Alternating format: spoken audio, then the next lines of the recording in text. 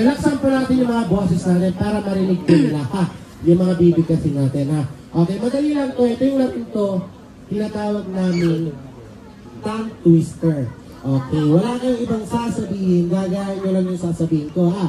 Okay, makinig po kayo mabuti.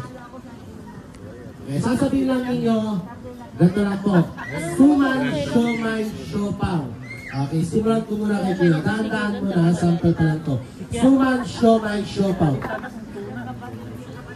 Ay, okay, magaling ah. Sopaw. Siopaw ba ah? Okay, next. Suman, siomay, Siopaw. suman, siomay, siopaw. Yun. Suman, siomay. Siopaw. Siomay, hindi siopaw ha. Suman, siomay. Suman, siomay, siopaw. Yan, siopaw ha. Suman, siomay, siopaw. Zupaw. Bakit supaw? Siopaw, hindi zupaw. Okay, next sir. Suman, siomay, siopaw. Yan. Okay, Kate.